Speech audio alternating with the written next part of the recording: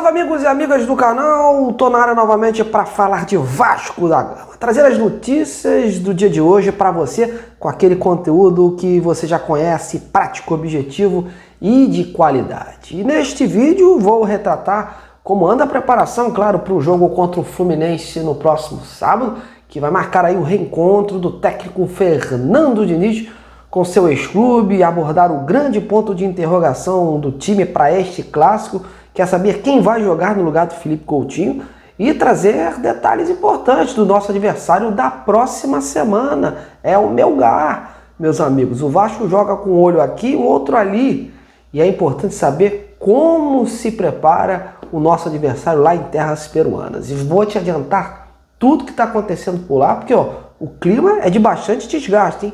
Por conta da intensa maratona de jogos e viagens da equipe do Peru. Então eu vou te contar isso e muito mais, mas antes já sabe, não esqueça de deixar o like, sinalizar que gosta do nosso conteúdo, se juntar a nós nesta plataforma e, por que não, vire um membro aí do canal. Bom, hoje é quinta, amanhã é sexta e o Vasco caminha para mais um duelo sob o comando do Fernando Diniz. Em 2 jogos foram uma vitória e um empate, e agora terá um teste de peso, vai jogar um clássico e contra um adversário que está subindo de produção sob o comando do Renato Gaúcho. Ontem, pela Copa do Brasil, despachou o Aparecidense por 4-1 e agora foca suas atenções para esse jogo de sábado às 18h30 no Maracanã.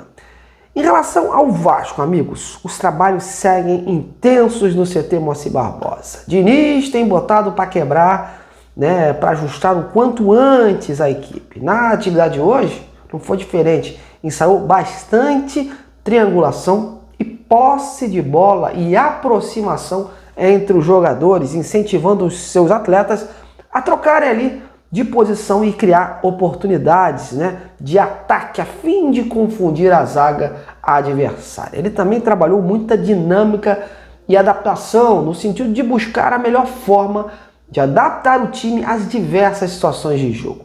A saída de bola, como não poderia deixar de ser, foi muito pontuada. Isso é uma das marcas registradas do treinador e ele não costuma abrir mão desse tipo de jogo em algumas situações da partida. Diniz também passou orientações a alguns jogadores sobre o Fluminense, adversário que conhece bem, afinal por lá foi campeão da Libertadores, da Recopa, do Carioca. Óbvio que a equipe mudou muito de lá para cá, mas ele atentou os seus atletas para a leitura de jogo do técnico Renato Gaúcho, que vem fazendo o time tricolor crescer na temporada após a sua chegada. Enfim, esses primeiros treinamentos sob o comando do Fernando Diniz vem fortalecendo cada vez mais o elo entre os jogadores e o próprio treinador. E claro, trazendo bastante otimismo para o grupo, para suportar a sequência pesada nesta temporada. Em relação a Lloyd Augusto, amigos, ao que parece o abraço que o Diniz deu no jogador, no vestiário, após o jogo contra o Operário que foi mostrado ontem na Vasco TV, já fala por si só, espantou de vez qualquer possibilidade de punição ao atleta.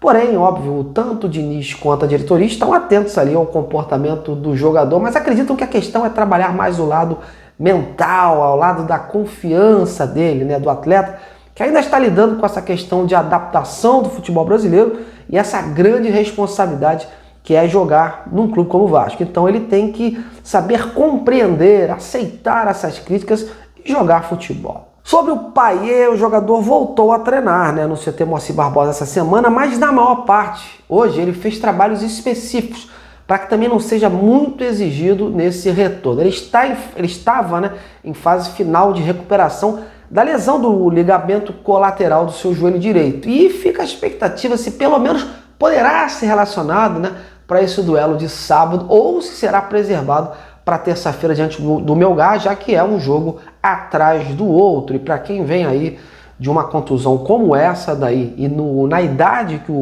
que o Payet vem, tem que se ter um pouco de mais calma e tranquilidade.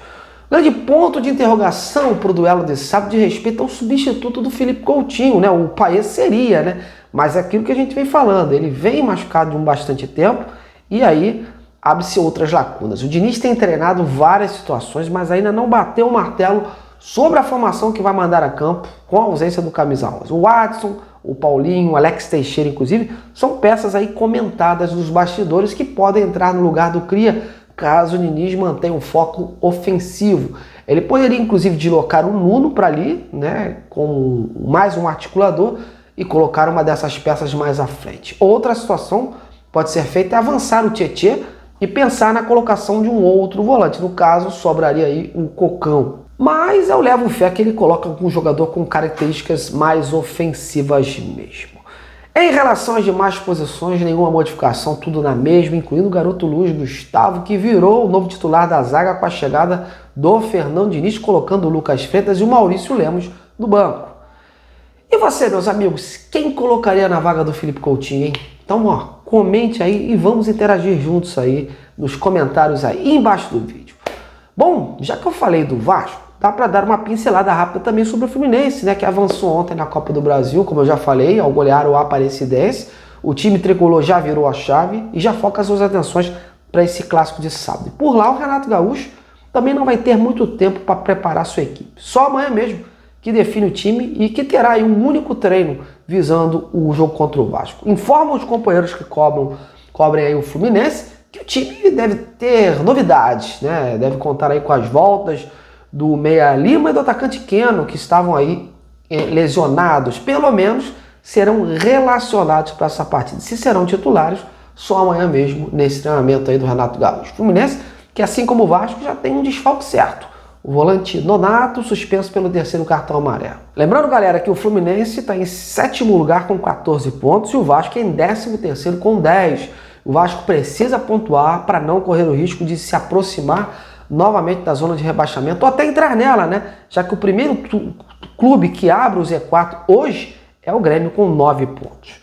Bom, vamos antes de fechar esse boletim falar do adversário do Vasco da Sul-Americana, o Melgar lá do Peru, que depois do Fluminense é o time que os comandados do Diniz vão precisar vencer para ganhar uma sobrevida nessa competição internacional, a fim de buscar a classificação para as oitavas de final, né? Quem acha que só o Vasco está vivendo essa maratona de jogos está enganado. Os peruanos vivem situações parecidas e eu vou te contar o que eu pude apurar. O Melgar está vivendo aí uma semana crucial na temporada, né, que envolve o campeonato local e a Sul-Americana.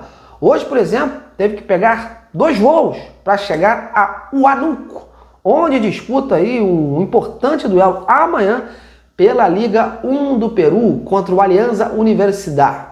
E após essa partida, não vai rolar descanso para essa rapaziada. No sábado eles retornam para Lima pela manhã e vão fazer aí o último treino por lá antes de viajar para o Brasil. Pelo que eu estou informado, as atividades vão ocorrer nas instalações do Vidia Deportiva Nacional pela tarde. Trata-se de um complexo que abrange vários locais de treinamento lá em Lima. E a viagem para o Rio de Janeiro, portanto, né, está marcada no mesmo dia, ou seja, no sábado à noite. Domingo, então, até metade do dia, eles devem estar chegando por aqui para já na segunda ter aí o último treino, né, visando o confronto contra o Vasco. Há uma preferência para antecipar também esse voo, justamente para descansar mais os jogadores e pela questão da adaptação. E por lá há o otimismo, né, de conseguir voltar para o Peru com esta classificação. Veremos, né? Portanto, a vantagem do Vasco é que o time do Diniz não vai se desgastar com viagens, porque joga contra o Fluminense no Rio e vem já jogando por aqui. O Melgar não. Além de também ter um jogo nessa sexta-feira, tem ficado muito tempo em aviões. E a gente sabe que esse tipo de procedimento já acumula um certo desgaste aos jogadores. Não deixa de ser uma vantagem para o Vasco, não é mesmo? Que por jogar em São Januário já teria aí um cenário favorável para buscar essa vitória. Mas é sempre bom lembrar do jogo contra o Operário, que foi um aprendizado das dificuldades que o Vasco teve. E esse, ao contrário desse jogo contra o Operário, a vitória é obrigação, porque o Vasco, se empatar, o Melgar acaba avançando. Bom, meus amigos, então tô indo nessa. Essas são todas as informações escolhidas no dia de hoje sobre o Vasco, sobre os seus adversários. Espero que vocês tenham gostado. Muito obrigado pela audiência. Amanhã a gente está de volta. Um grande abraço.